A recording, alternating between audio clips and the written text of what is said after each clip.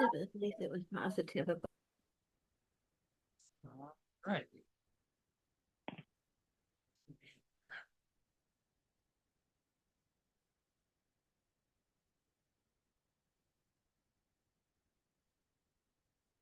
All right. Well, greetings to everybody and welcome to the Acts Bible study. Nice to have you with us tonight. And last time, if you remember, we went through Acts chapter 23, and that was just 1 week ago. So, or I'm sorry, 2 weeks ago, one Bible study ago. Normally I don't double up, but wanted to kind of get back on the schedule. We had two speaking schedules ago, so that was the reason for it.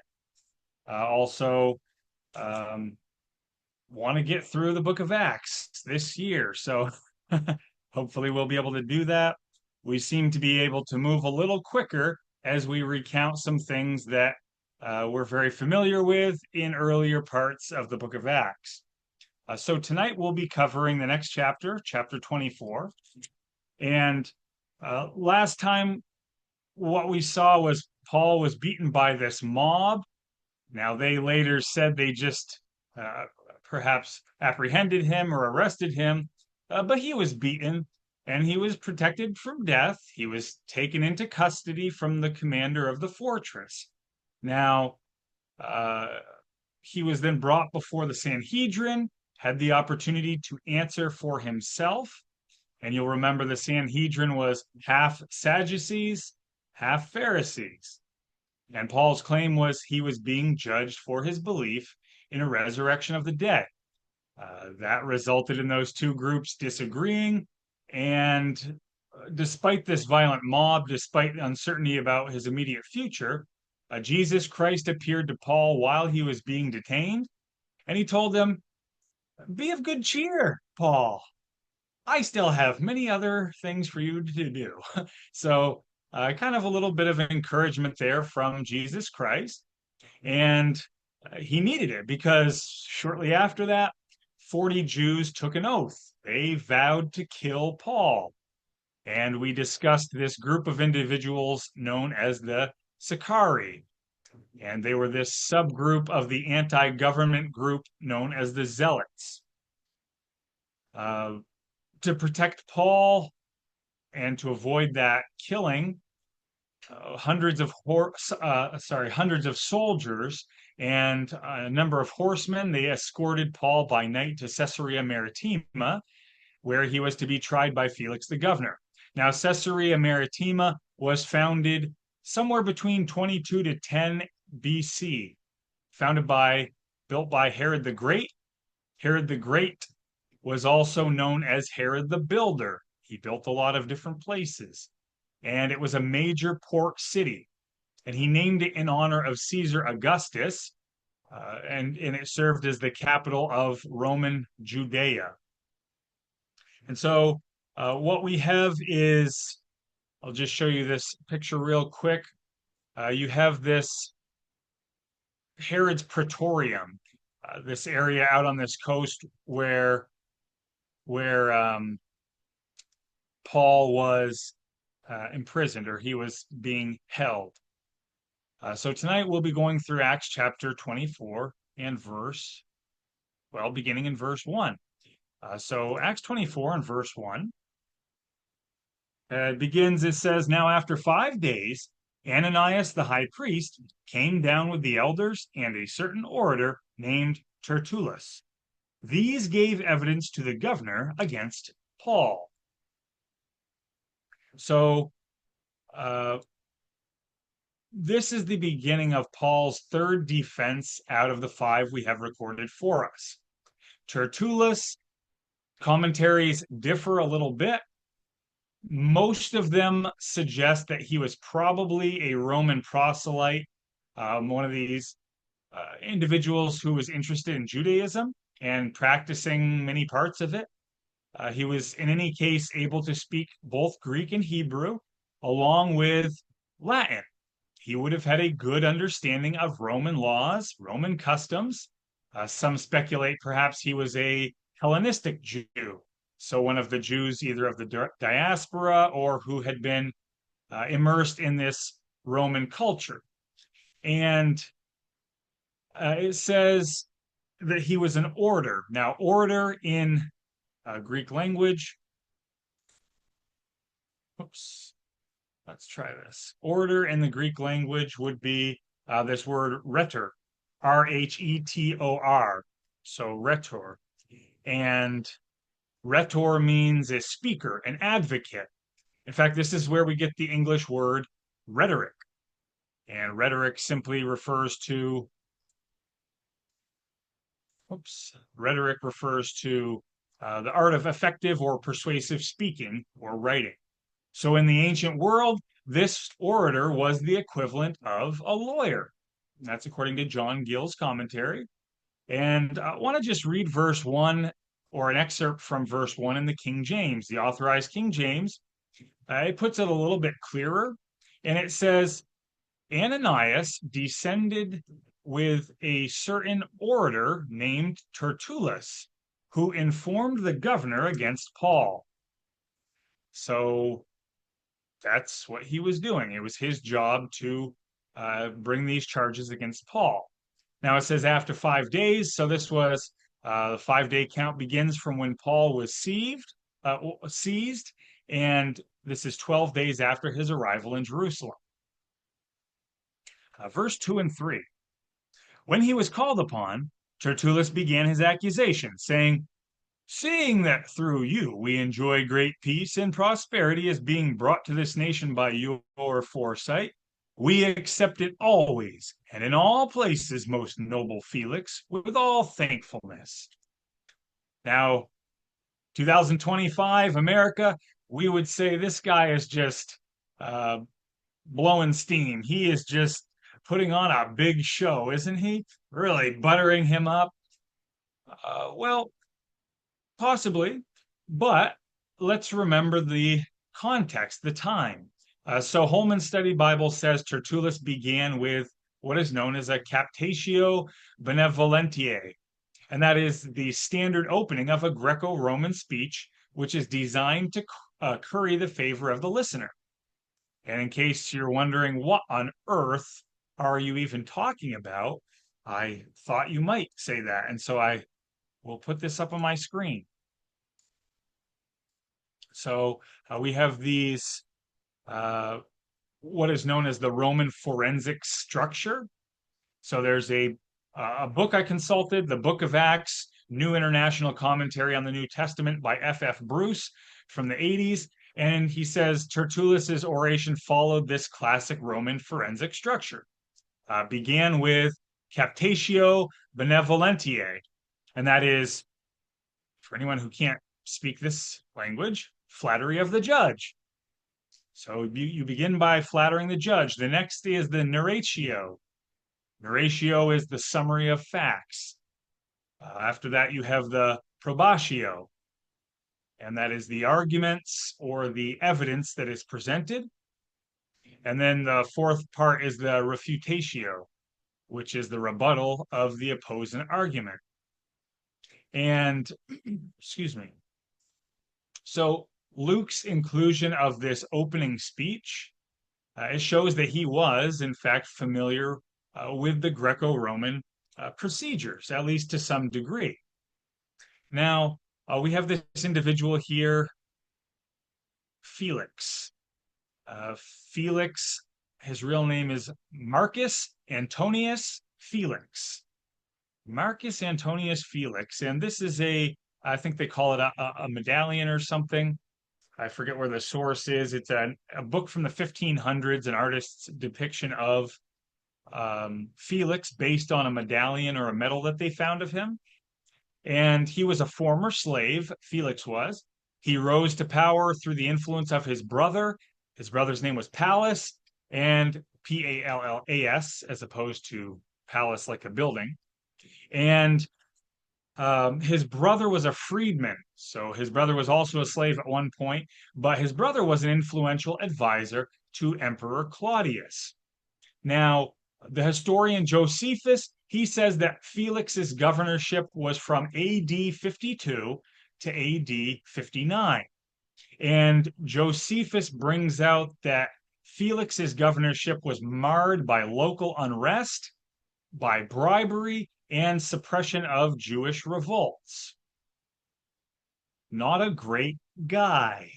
In fact, another historian, very well known, Tacitus, he described Felix as being cruel and licentious and said that Felix ruled with the authority of a king, but he had the spirit of a slave. So, in other words, what he was saying is Felix had no grace, he had no decorum, he was a very base man. And Tertullus's greeting may have been pleasing to hear, may have been nice sounding to Felix, but we do want to view it in the proper context, and that is the context of AD 57. What events were leading up to AD 57? What happened after AD 57? So there was some internal conflict within the Roman Empire, which impacted the Church of God. We know AD 44, Herod Agrippa, king of Judea, he persecuted Christians. And in Jerusalem, he beheaded James, the son of Zebedee. You could just note Acts 12. Fast forward 5 years, AD 49, Emperor Claudius, he expelled the Jews from Rome.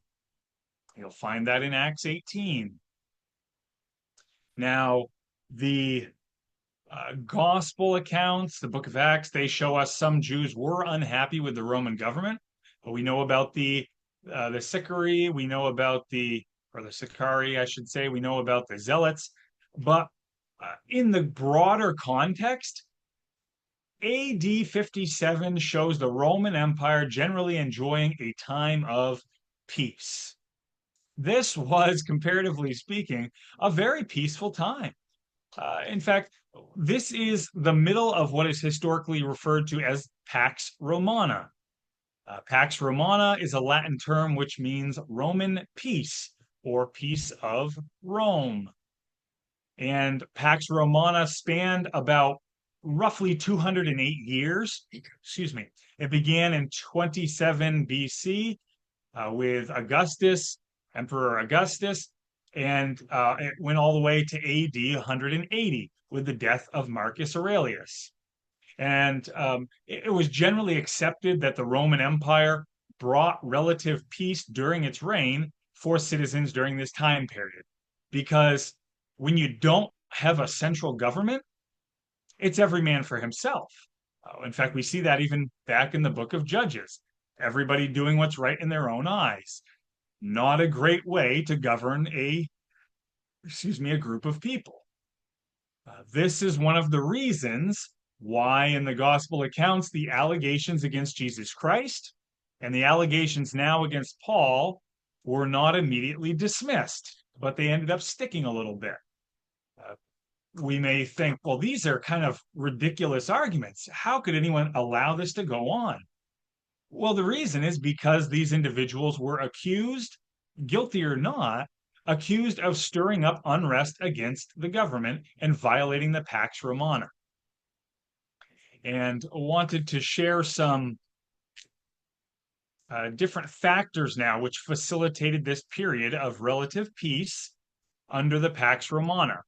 So we have 4 basic things, and I'll go through each of them a little more in depth, but just generally speaking, 4 factors which facilitated this period of relative peace under Pax Romana, and that's number 1, religious tolerance, number 2, the Roman roads, number 3, shipping, not talking FedEx or UPS, we're talking boats, and then number 4, a common language. I can make that joke. I'm a dad. I get to make dad jokes.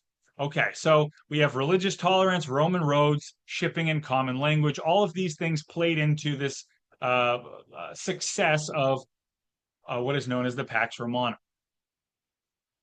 And so, first one being religious tolerance. Now, Rome was tolerant towards multiple religions. as long as they were peaceful, most religious practices were permitted. The more gods, the better. Let's entreat all the gods so we can have more benefits. That being said, no one was allowed, this is not Babylon anymore, right? So no one was allowed to start a new religion. Babylon, way back around Daniel's time, it was, well, the more gods, the better, and you can bring any new ideas that you want. But here in Rome, it was no, you may not start a new religion. Um, you can use any of the ones that already exist. So Christianity at this time was still considered a sect of Judaism. In fact, we're going to see shortly that Paul emphasizes he is not starting a new religion. In fact, he's observing the same one his ancestors always practiced. And that's a big deal because otherwise he could be imprisoned, which he will be anyway, but imprisoned or tortured or killed. Although not tortured because he's a Roman citizen, but that existed for some anyway. So we also have early church persecution, which was coming from the Jews and not from the Roman Empire. So the Church of God, the Christians, followers of the way, they weren't being persecuted initially by the Romans. It does begin to increase right around this time and shortly after this time. And if you know your history, AD 64, Rome catches fire. Emperor Nero blames it on the Christians. It's debatable whether it was staged and he actually did it, or if it was an accident. But in any case, he blamed the Christians. So that's one of the things, religious tolerance, that facilitated this period of peace under the Pax Romana. In addition to that, we also have the Roman road system. Mr. Scorseth, I've got some interesting facts here for you. Hopefully you'll enjoy some of this. You may already know all about it. Roman roads, incredibly reliable, much safer than roaming around on a winding, muddy road through the woods on your own. Roman roads were, according to this website, geotech.hr, they were estimated, or not estimated, they have been measured to be roughly 18 to 20 feet wide. And as you go down these roads, there's a good chance you may come across a Roman soldier or soldiers as you travel. That's a good thing. They can offer protection. Now, if you're wondering, these roads, they still exist today. We're 2,000 years later. What on earth are roads from 2,000 years ago doing when my street outside can't last 2 years? Ridiculous. Well, let's talk about it. What you see in this diagram up on the right side of your screen, if you have one. If you don't, I'll just go through. There's basically 5 different sections. The base is just whatever dirt or soil or natural material is there once they dig down to the level they want. And that's just compressed. They use a lot of weight and traffic to compress it. On top of that, you have this next layer referred to as statumen, and it is crushed rock. And it says, the sources say it was 10 inches to 24 inches worth of crushed rock. Next on top of that, you have rudis, this layer called rudis, and that is also crushed rock, but mixed in with cement mortar. And there's 8 inches of that. So you've got 10 inches to 2 feet of crushed rock covered by crushed rock mixed with cement. All this is sitting on a firm, compacted base. On top of that, you have 12 inches of a concrete base of cement, sand, and gravel. And then on top of that, you've got this compressed base. You've got 1 to 2 feet of crushed rock. You've got another 8 inches of crushed rock and cement, another foot of cement, sand, and gravel. And then finally, like you see in the picture on the left and you see on the top, you have what they call rock blocks. And these are 6 inches deep or thick. So that's a pretty thick amount of material that they laid down here. And that's why these roads still are in existence in many cases today. In fact, there's an old adage you may have said, maybe even heard, and that old adage is one that kind of alluded to what we see in this picture, and that is all roads lead to Rome. Well, notice in the picture, literally all these roads, they do lead to Rome. It's like this hub and spoke system where the hub is Rome and all the roads go out from there. And there were hundreds and hundreds and hundreds of kilometers or miles of roads in the Roman Empire. So all these roads contributed to ease of trade and economic prosperity. This Roman road system had also allowed for a successful Roman mail system. We don't know a lot about the mail system, but we do know some things from the Bible. We have these ideas of personal messengers, and it seems as though there was some sort of formal mail system in existence. Why do we think that? Paul's letters were repeatedly delivered, and it wasn't like, well, I sent you a letter and you got it 3 weeks later, like the United States Postal Service. No, Paul would send out letters, and they seemed to be received in a regular, reliable fashion. I've sent anointed cloths, and people say 10 days later, hey, I never got the cloth you sent. And then 3 or 4 days later, they'll say, oh, I just got it in the mail today. Well, if only we had the Roman mail system, maybe it would work better. I don't know. Um, One of the other things, so two other things. So we have religious tolerance. We have the Roman roads. Also playing into this period of relative peace in the Roman Empire, we have this idea of shipping. Again, not certainly not USPS, but not mail and packages, but boats. Now, it's notable throughout the book of Acts. We've read a few different times. Paul and his companions, they often use ships to travel safely within the expanse of the Roman Empire. Now, the Roman Empire was so successful in its shipping ventures because they controlled virtually everything around that they dubbed the Mediterranean Sea in Latin Mar Nostrum. M-A-R-E, like mare, Mar Nostrum. M-A-R-E space Nostrum. And that term in Latin means my sea or our sea. And if I'm not mistaken, and I may be, but I don't have it in my notes, I believe the term Mediterranean Sea didn't come about until maybe the 400s AD, so several hundred years later.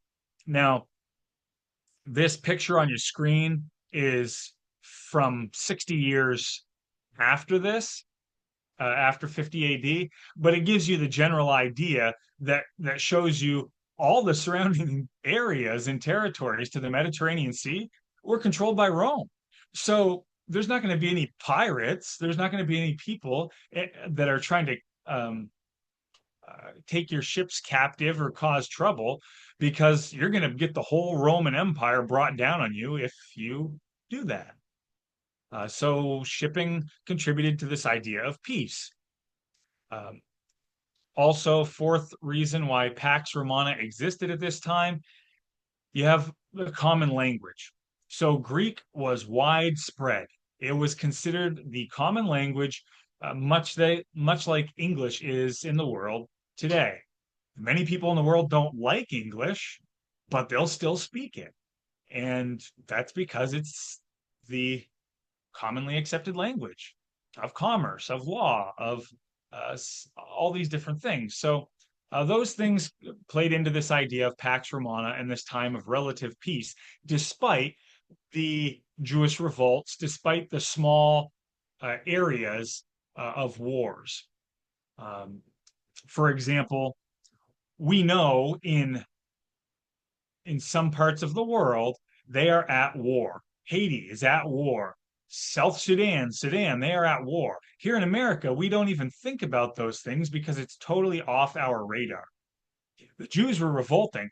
Throughout the rest of the Roman Empire, it may not have come to their attention. They may not have been as aware of it as they were in the province of Judea. So some of these periods or areas of civil unrest were more localized. So back in the Bible, Acts chapter 24, verse 4. Probably wondering how we're going to finish the chapter with such a slow start. Well, we will. Some of the sections are we'll cover more verses at once. So, verse 4, nevertheless, do not to be tedious to you any further, I beg you to hear, by your courtesy, a few words from us. Obviously, they're not concerned with wasting anybody's time. And the subtle implication here is if you could just go ahead and proclaim this guy guilty, we'll get it out of your hair. That's what they wanted. Verse 5 and 6. And here are the serious charges against Paul in these two verses. The reason why they came down to Felix. For we have found this man a plague, a creator of dissension among all the Jews throughout the world, and a ringleader of the sect of the Nazarenes. He even tried to profane the temple. We seized him and wanted to judge him according to our law. So, generally speaking, there's three basic charges against Paul here. Number one, we have political treason. That's one charge they're bringing against him. And if you have the authorized King James, you'll notice it doesn't say that Paul is a plague. It said he is a pestilent fellow. Kind of like that. Not a nice thing to say, but kind of a fun wording, a pestilent fellow.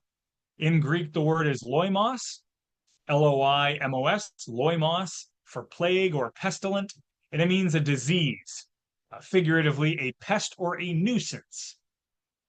Now, in the original Greek, if you look in your, let's see, so it doesn't bring it out here in the New King James, but in the original Greek, the words a and fellow in the King James and in the New King James, the wording's a little deceptive, but this word loimos, the way it's being used, Tertullus is not saying that Paul is a pestilent fellow. He's not saying that Paul is, well, we found him a plague. What he's saying is that Paul is the very pestilence itself. So he is the embodiment of the plague. So just a little bit harsher of an incrimination here. Tertullus knew the Roman government wouldn't ignore that charge. He knew the Roman government would not tolerate any sort of agitation or agitators who stirred up people into rebellion.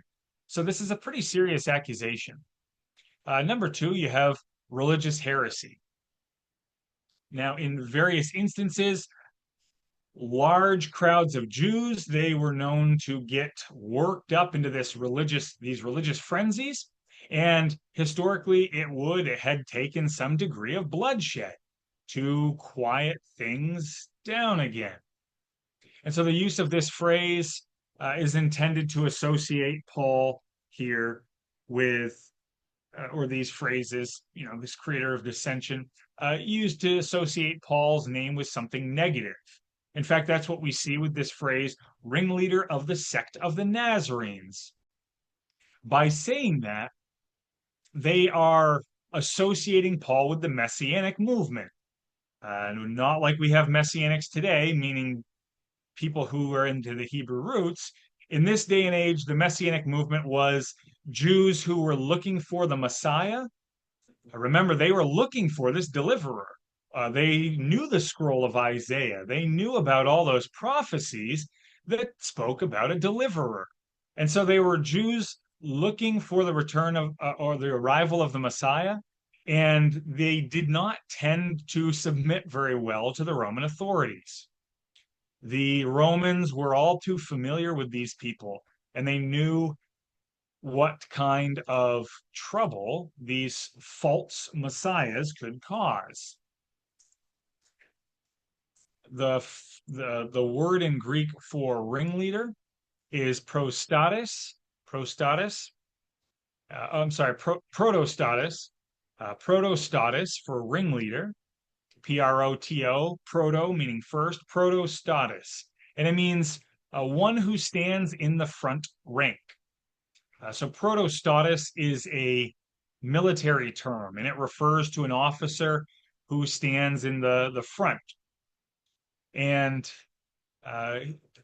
he also uses, or he uses the derogatory term here, Nazarene, calls him a member of the sect of the Nazarenes, and not just a member, but the forerunner, the leader of the sect of the Nazarenes. And this is not to be confused with a Nazarite. That's something totally different, not the same at all. This term Nazarene is a derogatory term of contempt and reproach. And it's used in reference, always in a negative connotation by accusers, in reference to Christians. So kind of like in the United States, people down south back in the day, they would refer to people up north as Yankees. 2025, it doesn't mean anything. Back in the day, it did. It was an insult. So we have political treason against Paul, the accusation of religious heresy, and we also have a third one, but I think it's worth mentioning before we go to that despite being disparaged, Paul never responds with any sort of accusation of his own, even though he may have been justified in calling them out as hypocrites. So we also have this idea of temple desecration. So number 3, accusation against Paul, temple desecration. William Barclay says Paul is being called a defiler of the temple.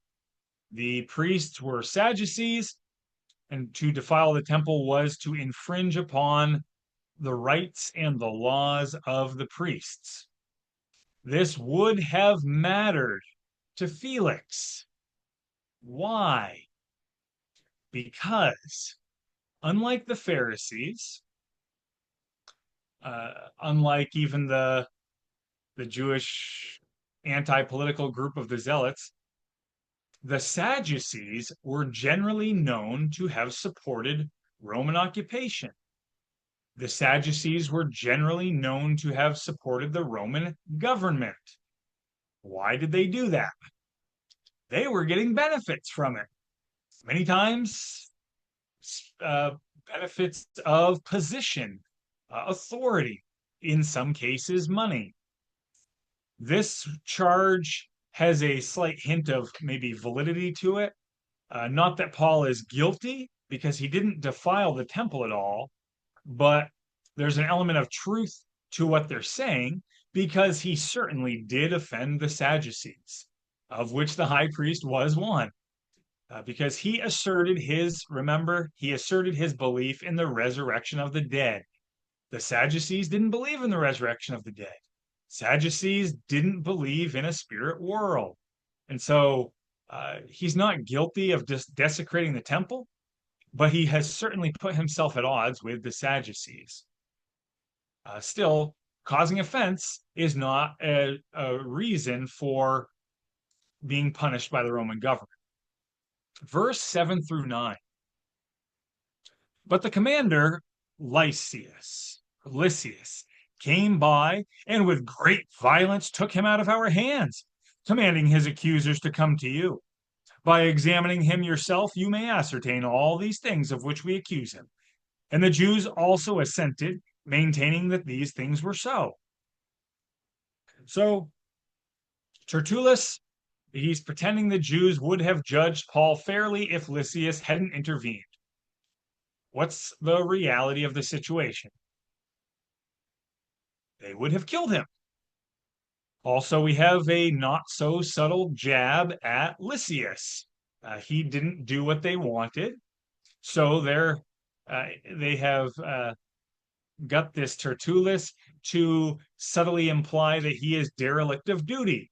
And Well, most noble, wonderful Felix, the only reason we're here today is because this commander isn't doing his job. That's what they're saying. They're saying he's making more work for you. We didn't want to bother you. So sorry about this. Maybe we can just hearken back to Matthew chapter 10, verse 16 through 20. If you'll just join me back there for just a second. Matthew chapter 10, before we move on to the next part of this chapter. Matthew 10, verse 16 through 20. We're hearkening back now to some of the words Jesus Christ said. And he said, "Behold, I send you out as sheep in the midst of wolves. Therefore, be wise as serpents, harmless as doves. Doves, beware of men. They will. Doesn't say might. Doesn't say could. Says they will deliver you up to councils. They will scourge you in synagogues. You will be brought before governors and kings for my sake, as a testimony to them and to the Gentiles. But when, not if, when they deliver you up, again, comforting words from Jesus Christ, don't worry. Don't worry about how or what you should speak. It will be given to you in that hour what you should speak. For it is not you who speak, but the Spirit of your Father who speaks or which speaks in you. And you could also reference John 14:26, which talks about Spirit of God dwelling in a person. God's Spirit brings all things to remembrance. And Jesus Christ talked about the eye being the lamp of the body. In other words, the five senses, the things you bring into your brain and your brain processes, that's what's going to come out. If you're putting in the Word of God, if you're listening to sermons, if you're having spiritual discussions, that's what's going to come out. If you're putting in filth, or if you're not putting in filth, but you only put in worldly, physical, carnal things, that's what's going to come out. If all the conversations at church are based on what did you do at work, how's the weather, what health things are you dealing with, there could be an indicator there's not enough spiritual food going in. Again, that's not always the case. Sometimes we have things we deal with, but sometimes it is the case. So it's a lesson for us. But no doubt that this is exactly what Paul is experiencing, being brought before leaders, authorities, and witnessing for the kingdom of God. Now, Paul's Roman citizenship did give him procedural rights, as we're about to see. He does get a chance to answer for himself. There's a book titled Roman Society and Law, Roman Society and Roman Law in the New Testament by A.N. Sherwin White from 1963. And that book shows that under Roman law, provincial governors, they had a wide latitude in judgment, but they were expected basically to do three things. They were expected to, number one, hear both sides. So they couldn't just be partial in judgment, had to hear both sides. Number two, they're responsible for keeping peace. Number three, they were supposed to report any significant problems or issues, like a province trying to secede uh, or any sort of terrible uprising. They were supposed to support those things to their authority, their whoever they were submissive to. So hear both sides of the story, keep the peace, and report any significant problems up the line. Verses 10 and 11. Then Paul, after the governor had nodded to him to speak, answered, "Inasmuch as I know that you have been for many years a judge of this nation, I do the more cheerfully answer for myself, because you may ascertain that it has been no more than 12 days since I went up to Jerusalem to worship."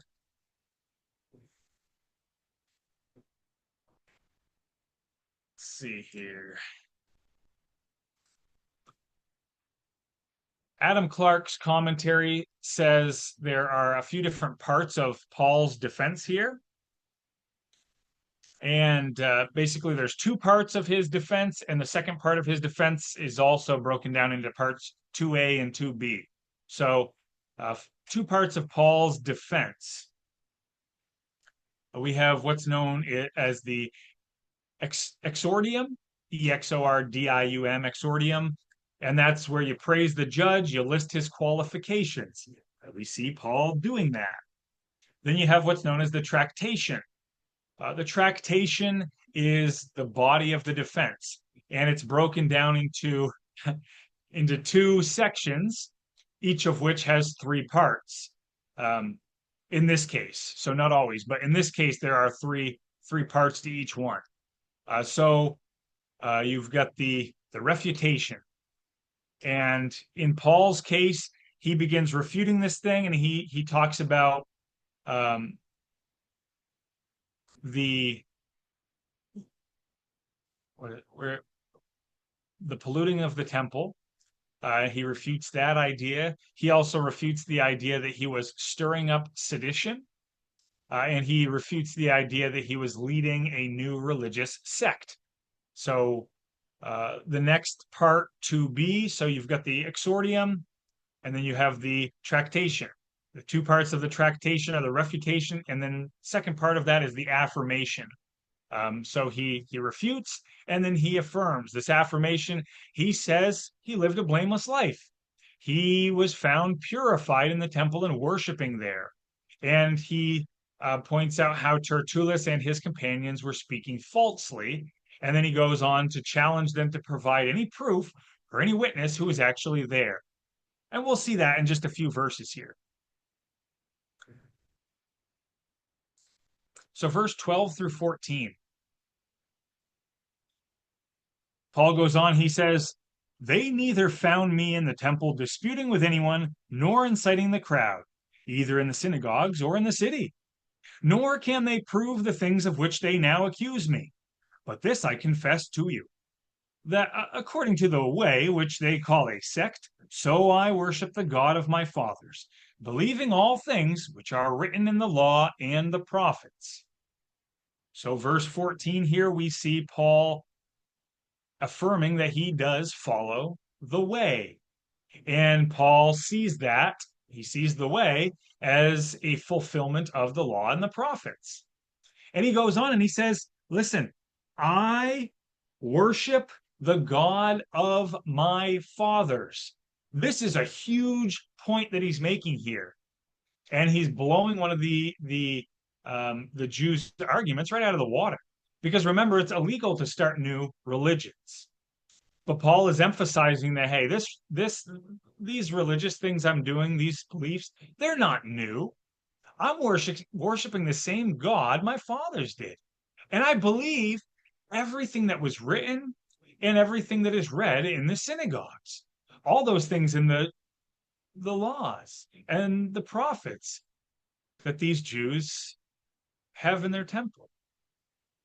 Now, both the Sadducees and the Pharisees, they should have, if they cared, should have been able to test what Paul was saying and verified the things he was teaching. But they had hardened their hearts to the truth. Verse 15 and 16. I have hope in God, which they themselves also accept, that there will be a resurrection of the dead, both of the just and the unjust. So Paul here begins to expound on this idea of a resurrection as Jesus Christ also taught. Let's go back to, just hold your place. We'll go back to John chapter 5. Back to John 5. Excuse me one moment.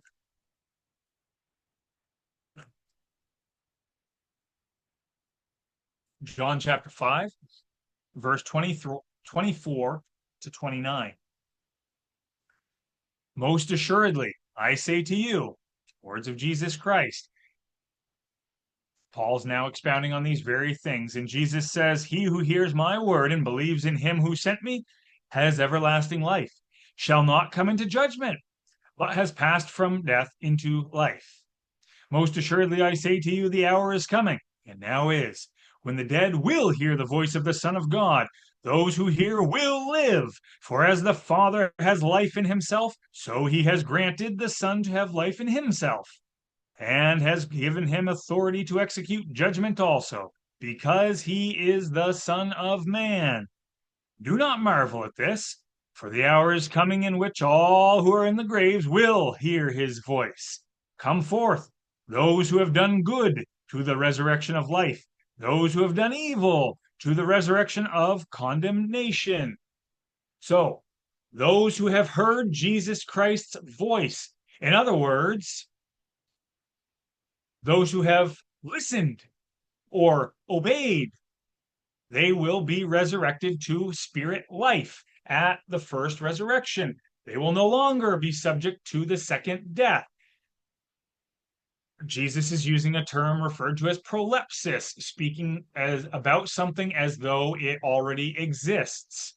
They have already entered into life. Once you sign that covenant agreement, bam, you're set for life. As long as you continue on the trajectory you're on, long as you don't deviate. Now, on the other hand, everyone else will experience a resurrection of condemnation. Everyone else who ever lived.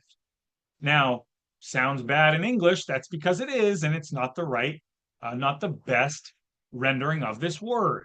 The Greek word here for condemnation is krisis, Krisis, and it means judgment. Discerning between two things, discerning between right and wrong. So condemnation is not the right word. Now, some people will receive the judgment that they didn't know what they were doing.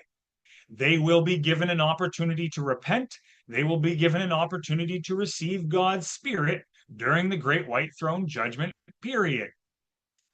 Unfortunately, some people will receive a judgment that they did know what they were doing, and they knowingly rejected God's correction. They knowingly rejected the lead of his Spirit living in them. Those people receive the judgment that they are to be cast into the lake of fire. And Paul, what he's saying, knowing that unrepented sin leads to eternal death, that prompted him to have a clear conscience, because he didn't want to do anything that would lead him to die, plainly speaking. Back in Acts 24, verse 17 and 18. Now, after many years, I came to bring alms and offerings to my nation, in the midst of which some Jews from Asia found me purified in the temple, neither with a mob nor with tumult. All right, so Paul here in his defense, he notes a few things. He notes three things. First one is, guys, I have not been in town long enough to stir up a riot. Haven't been here long enough. Number two, I am actually bringing money into a region that's under Roman jurisdiction. Moreover, far from intending to defile the temple, I was bringing offerings to the temple. And then number three, nobody found me causing a ruckus. I was found in a purified manner. So 3 points he brings out in his defense. I haven't been here long enough recently. I'm actually bringing money here and even to the temple, and nobody found me causing a ruckus. Verse 19 through 21. Talking about these Jews from Asia, he says they ought to have been here before you object. If they before you object, they ought to have been here before you to object if they had anything against me. Or else let those who are here themselves say if they found any wrongdoing in me while I stood before the council. Unless it's for this one statement which I cried out, standing among them, concerning the resurrection of the dead, I am being judged by you this day. So in verse 19, Paul mentions these Jews from Asia. What's he getting at? Well, what he's getting at here is, according to Roman law, the accusers had to be present. but the charges brought against Paul by Tertullus, they weren't legally represented, I should say, legally, they were not represented by the accusers. The high priest and the council members, they were not the ones who found him in the temple. And since these Jews from Asia were the proper witnesses, it was their testimony alone which could convict Paul. And since they didn't come, he should have been released. And not only that, but Paul in this whole section he talks about he came to bring all these things back to his nation. What he's saying is these Jews who come to accuse me, they're not even part of my nation. I'm a Jew. I'm from here. They aren't even from here. So these are a bunch of foreigners. They may be Jews, but they're not from here like I can claim being from here. In this trial, Tertullus's claims that he made, they're basically moot. The only thing about which the present prosecution could testify against Paul was his conduct before the council, and that's not the charges that they brought. So they had not brought this. Verse 22 to 24. But when Felix heard these things, having more accurate knowledge of the way, he adjourned the proceedings and said, when Lysias the commander comes down, I will make a decision on your case.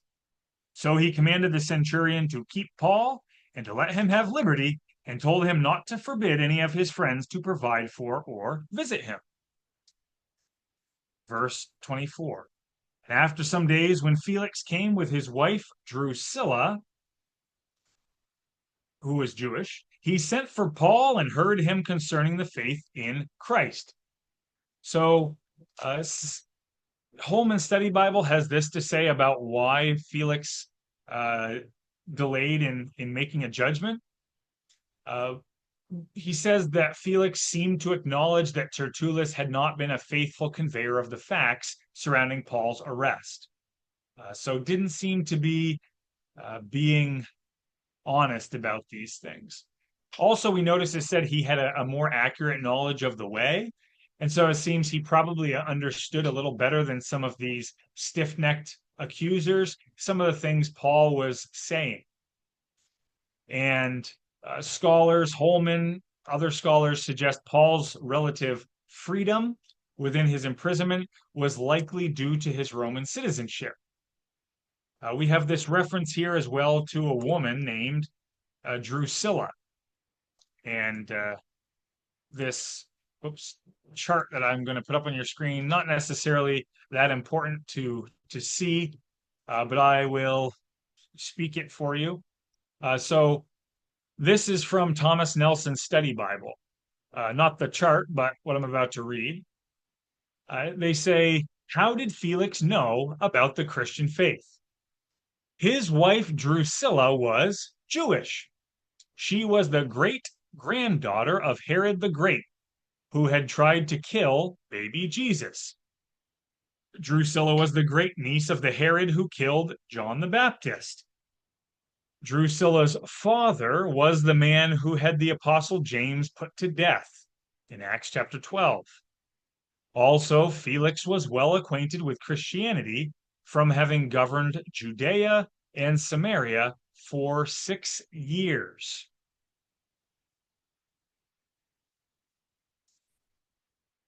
Now, I don't know about you, but if I were in Paul's shoes and I'm here and I see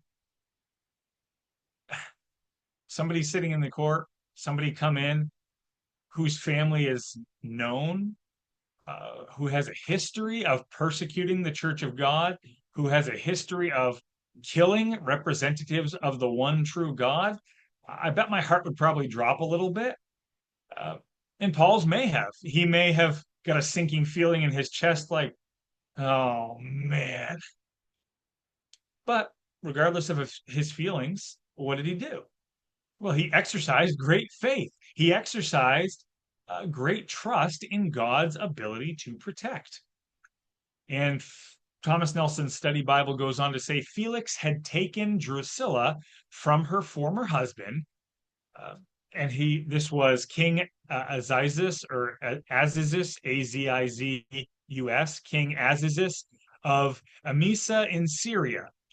And Drusilla was Felix's third wife. Felix's first wife was the granddaughter of Mark Antony and Cleopatra. So he's marrying some famous people. His second wife was another princess whom he also divorced. And you can read. There's a lot of sources for all this material. Certainly, commentaries talk about it. Also, going back in history, Josephus, the historian, he records a lot of these extra biblical facts. He notes. So you may find this interesting. Josephus notes that Drusilla married Felix at age 16. Wow, that's a pretty young age to get married. What does that mean, though? If that's her second marriage and she's already been with a husband for a while, most likely she would have gotten married around age 13 or 14. Pretty young to be getting married. But again, as Mr. Scorseth has brought out in some of his Bible studies, that is the common age when people would typically get married because it's a lot of agrarian society. How do you get work done? Not with a tractor. You have a lot of kids. How do you have a lot of kids? You don't marry a 45-year-old woman. You marry a 13 or 14-year-old so she can bear children for many years, and you can have a better chance at having an heir that will survive. And so you can have many people to help work on your farm, or if you don't have a farm, help bring money to the family and uphold the family name. So just kind of interesting here. Now, you may not have ever wondered this, but maybe you have. Why did Drusilla, 16-year-old girl, maybe a couple years older than that at this point, why did she opt to attend Paul's trial or hearing? Most teenagers don't care about that kind of stuff. We don't know. But she was a Jew, or I should say a Jewess, they call them. Female Jews, a Jewess. She had this Jewish background. It's possible she was genuinely interested about what Paul had to say. So that's worth noting. Verse 25. Verse 25. Now, as he reasoned about righteousness, self-control, and the judgment to come, Felix was, notice, afraid, and answered, "Go away for now. When I have a convenient time, I will call for you." Word in Greek for afraid is amphobos. Amphobos. Of course, phobos is the word where we get the English word phobia. Emphobos, amphobos. And in case you're wondering about the pronunciation, when you see an OS at the end like that, that would be an os, unless it's an omicron, then it would be an phobos, but this should be phobos. Anyway, this word amphobos means in fear. It means afraid. It means alarmed. It doesn't just mean, well, I'm just a little scared, or oh dear. It means in a state of trembling. It means terrified. That's what that word amphobos conveys for a meaning. Incidentally, if you reference, maybe we'll just turn there very quickly, in Revelation 11:13, you'll have the same Greek word used in Revelation 11 and verse 13. The setting in Revelation 11, we have the end time, going through the time of the Gentiles, going through the time of the two witnesses. This is period of time of the Great Tribulation. And in verse 13, it says, in the same hour. So this is right at the end of the Great Tribulation. All these terrible things, the bowls of wrath are about to be poured out on the earth. And it says, in that same hour, there was a great earthquake. A tenth of the city fell. In the earthquake, 7,000 people killed. The rest were amphobos. They were afraid. They gave glory to the God of heaven. So they weren't just timid, they weren't just a little afraid. These people were shaking in their boots. They were ready to die of fear. That's the same word God inspired Luke to use in reference to Felix. So, why? Why was he afraid? I don't think we have to go into too much detail because it's pretty self evident.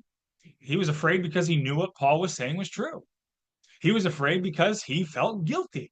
This guy's he's a real louse. You know, he's going around, he's getting people to bribe him. His whole history of time is marred by corruption and deceit. He is sleeping with this girl who's 16 years old who's married to somebody else, and he's divorced 2 wives. He knew what Paul was saying was true. Verse 26 and 27 now. Meanwhile, he also hoped money would be given him by Paul, that he might release him. Therefore, he sent for him more often and conversed with him. Verse 27, but after 2 years, Porcius Festus succeeded Felix, and Felix, wanting to do the Jews a favor, left Paul bound. So this would have been roughly, I'll say, about AD 59 to AD 60. So somewhere in that time frame, Felix, he enjoyed hearing from Paul, but he had no real desire to change. Have you ever met somebody like that? I'm sure you have. I know some of you told me different stories of, oh man, I was so excited and I went to tell my family or whoever about this wonderful truth, and they shot me down. They didn't. It went over like a lead balloon. They didn't care at all to hear what I had to say.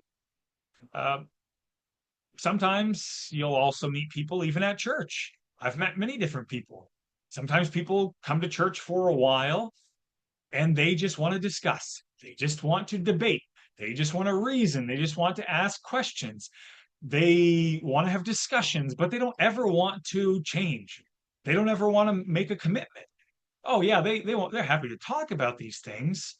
And in fact, you may reference 2 Timothy 3, verse 7, where Paul said those type of people, they're always learning, but never coming to the knowledge of the truth.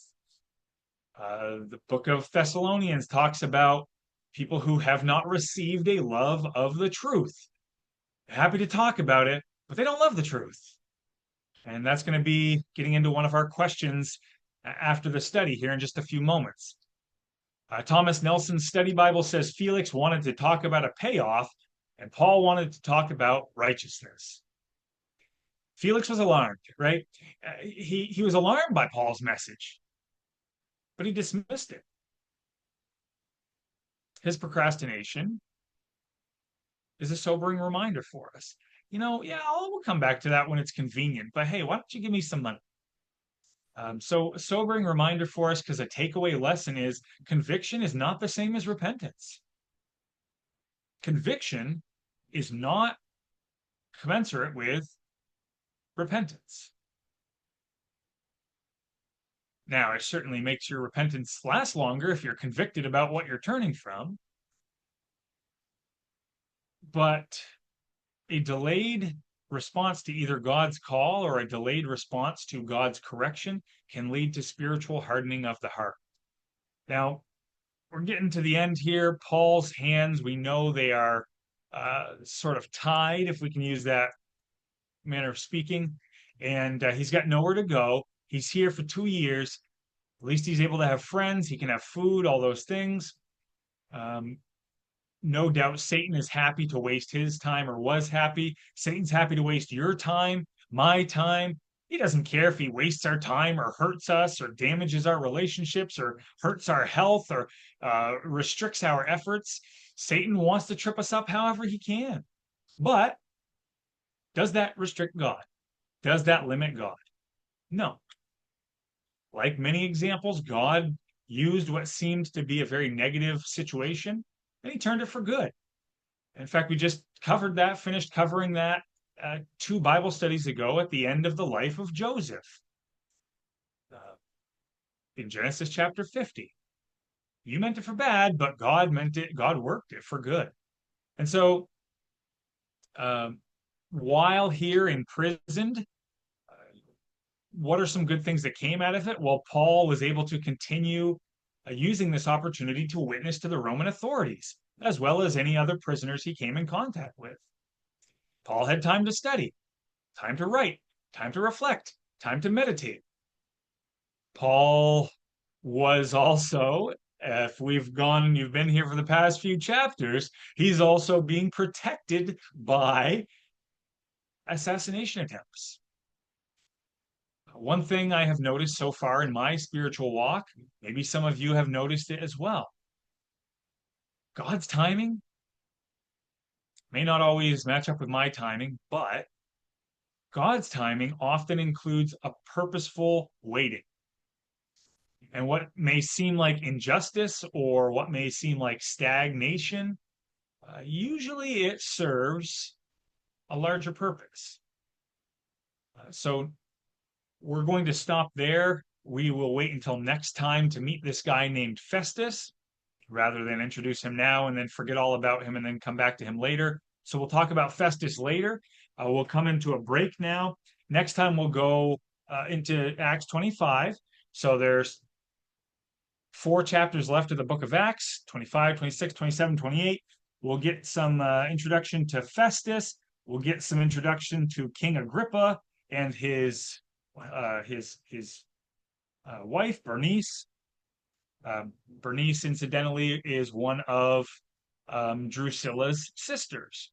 But we'll get into her and we'll see a number of different things. Agrippa will hear Paul. Paul will get prepared to make a defense before Agrippa. So that's what's coming up in the next study. I want to just read through these discussion questions before we get into them for anybody who may watch the recording later. So I put 3 down in case, well, I just thought of this third one was kind of good and may prompt some good discussion. So 3 discussion questions. Number 1, why do you think Felix became afraid when Paul spoke about righteousness, self-control, and the judgment to come? And what does this reveal about the power of truth, even when it's shared respectfully and without accusation? Second question is, despite hearing Paul speak often, Felix delayed making a decision about faith. How can we guard against putting off spiritual decisions in our own lives? Number 3, Paul boldly testified about his hope in the resurrection of the dead, even while on trial. Why is the resurrection such a central part of the gospel message? And how might that hope strengthen us during trials or opposition? So those are the 3 study questions, or rather 3 discussion questions. If you can't stick around, appreciate you tuning in later if you weren't able to tune in. Otherwise, we'll go into the discussion questions now.